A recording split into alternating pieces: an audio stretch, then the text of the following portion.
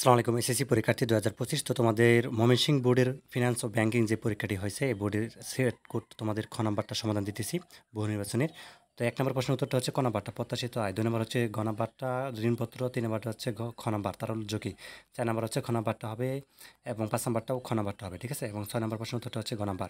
এবার দেখো ৭ নম্বর হচ্ছে তোমাদের এখানে গ নাম্বার অর্থাৎ বাংলাদেশ ব্যাংক হবে। তো ৯ নম্বর হচ্ছে তোমাদের আচ্ছা ৮ নাম্বারটা রয়েছে, ৮ নাম্বারটা হচ্ছে ক নাম্বারটা ২০ লাখ, ৯ নম্বরটা খ নাম্বার ৮% এবং ১০ নম্বর প্রশ্নের উত্তরটা হবে তোমাদের এখানে গ নাম্বারটা, ১১ নম্বর হচ্ছে খ নাম্বারটা, ১২ নম্বর হচ্ছে গ নাম্বার সরকারি, ১৩ নম্বর ক নাম্বারটা, ১৪ নম্বর হচ্ছে লাস্টেরটা ঘ নাম্বারটা। তো ছোট্ট একটা অ্যানাউন্সমেন্ট। তো আলহামদুলিল্লাহ আজকে আমাদের দেওয়া সাজেশন দেখে কমন ছিল যারা হচ্ছে অল সাবজেক্ট নিতে চাও সাজেশন সিকে এবং এমসি সহ বাকি সাবজেক্টগুলো মূল্য মাত্র 200 টাকা।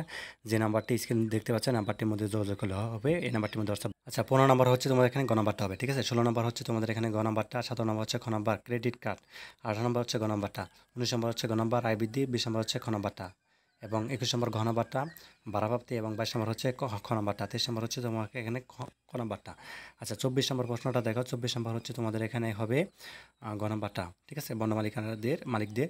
আচ্ছা ২৫ নম্বর ক নাম্বার, ২৬ নম্বর হচ্ছে খ নাম্বার ৮ বছর, ২৭ নম্বর ক নাম্বারটা সাপ্তাহিক এবং ২৮ নম্বর হচ্ছে ঘ নাম্বারটা এবং ২৯ হচ্ছে তোমাদের এখানে গ নাম্বার, ঠিক আছে। ৩০ নম্বর হচ্ছে তোমার এখানে ঘ নাম্বারটা সবার শেষেরটা। তো এই ছিল ময়মনসিংহ বোর্ডের ফিনান্স ও ব্যাংকিং। ধন্যবাদ সবাইকে।